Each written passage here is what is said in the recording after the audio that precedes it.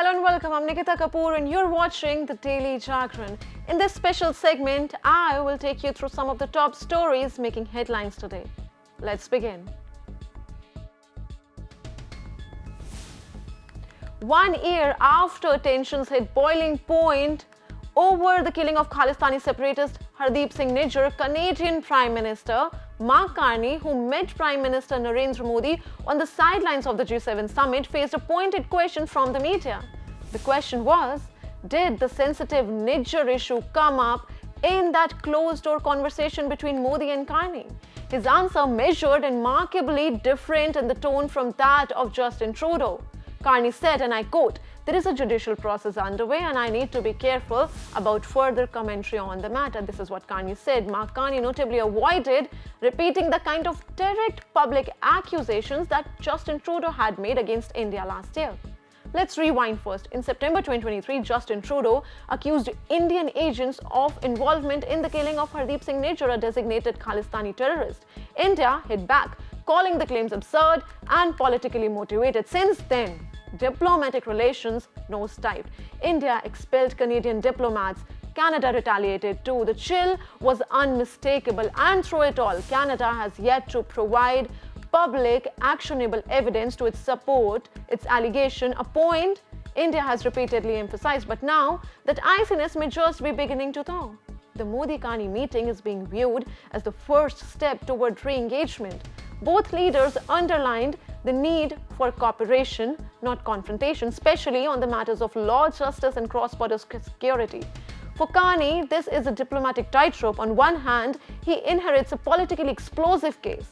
On the other hand, he appears to be distancing himself from Trudeau's confrontational approach, preferring dialogue over declarations. In other words, communication is back on the table. So was Nijjar's murder discussed in detail? We don't know. But what we do know is this: Mark Carney is choosing caution, and maybe, just maybe, restraint signals a return to diplomacy between India and Canada.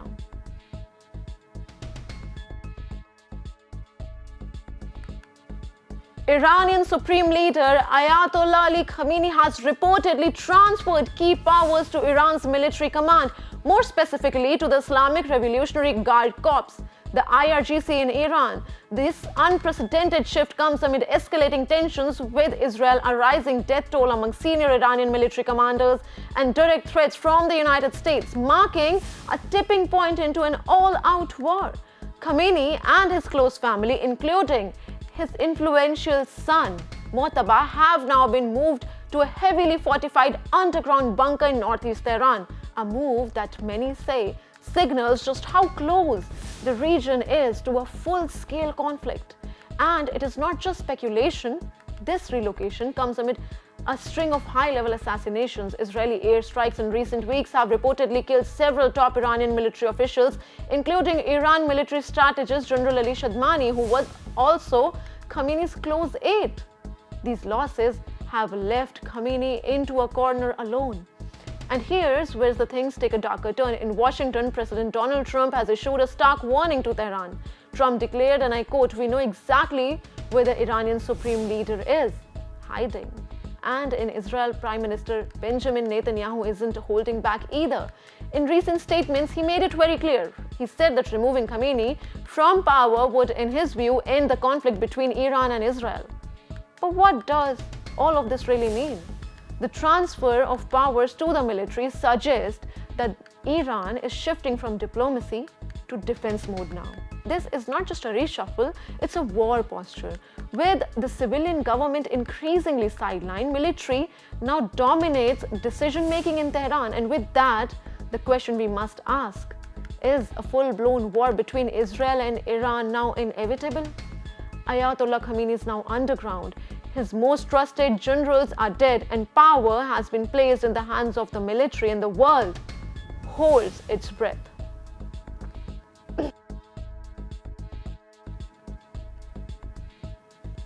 A major revelation in the Air India crash probe has sent shockwaves through the aviation industry and has raised serious questions about aircraft maintenance protocols.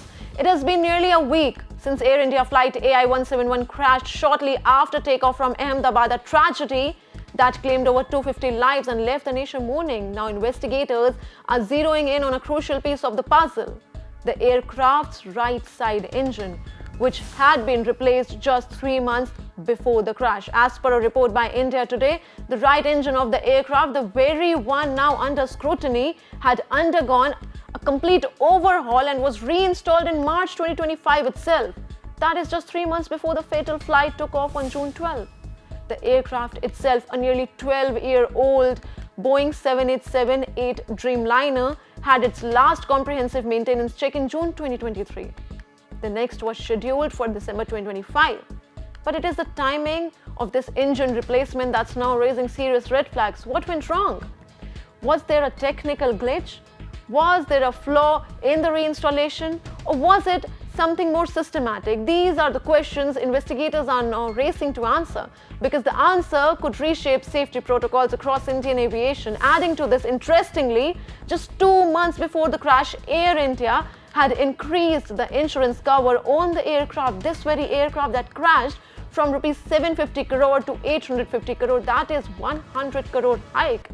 That decision now is under sharp scrutiny. Coincidence or caution? Was the increase in insurance coverage a routine business move, or was there foreknowledge of a risk that hadn't yet surfaced? That too is something investigators will need to untangle in the days ahead. Meanwhile, the human cost continues to haunt us: families shattered, lives lost, and one lone survivor still recovering from the trauma. To support the victims' families, Air India has announced an interim compensation of rupees 25 lakh for each deceased victim next of kin, in addition to the rupees 1 crore payout already promised by the airline's parent company, Tata Sons. The lone survivor will also get rupees 25 lakh. What is clear for now is this: the probe is entering a critical phase. The replaced engine, the timing of the insurance bump, and the gaps in scheduled maintenance, all of it is being pieced together to answer the one question everyone is asking: could this tragedy have been prevented? The Directorate General of Civil Aviation, Boeing experts, and global aviation experts are all involved in the multi-agency probe. Engine logs, maintenance records, and cockpit voice data are being analyzed thoroughly.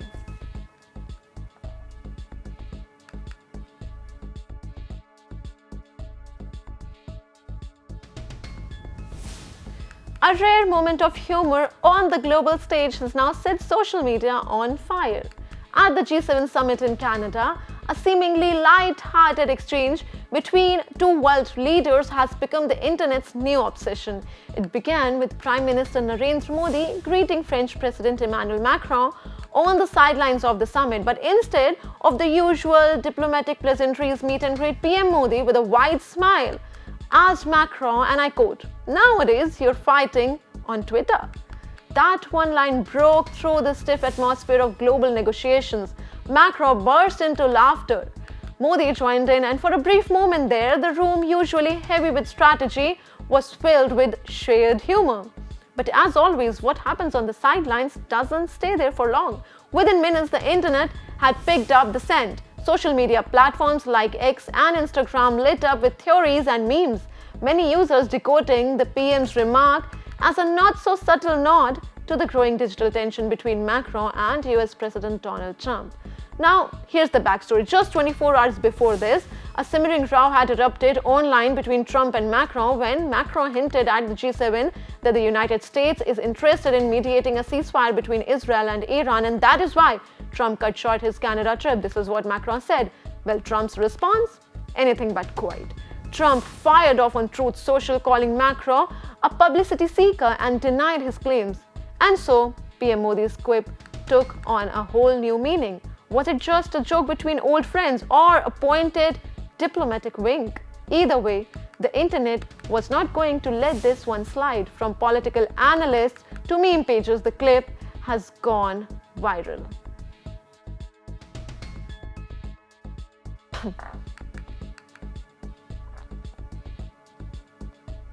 After a staggering 35 years since his first Oscar nomination, Tom Cruise is finally getting an Academy Award. No, not for a specific role or performance or a stunt, but something perhaps even bigger. Tom Cruise will receive an honorary Oscar this year at the prestigious Governor's Award set to take place on November 16 in Los Angeles.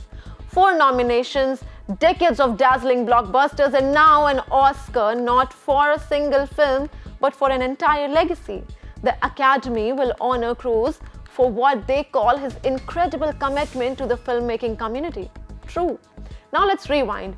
Cruise earned his first Oscar nomination way back in 1990 for Born on the 4th of July, but the golden statue always ditched him until now. Just recently, Tom Cruise was awarded a Guinness World Record for performing 16 flaming parachute jumps for Mission Impossible: The Final Reckoning. Yes, you heard that right.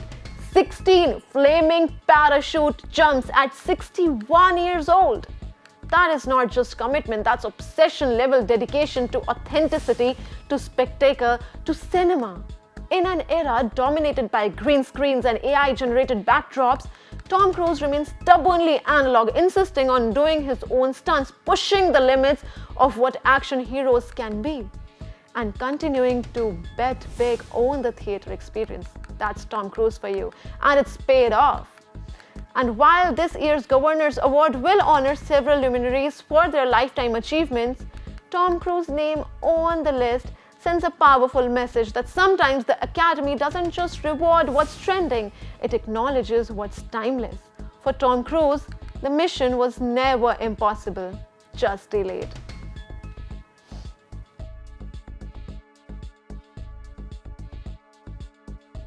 This is all what we have time for in this special segment. For more news and updates, you can subscribe to the Daily Jagran. You can also log on to thedailyjagran.com. Thanks for tuning in. This is Nikita Kapoor signing off.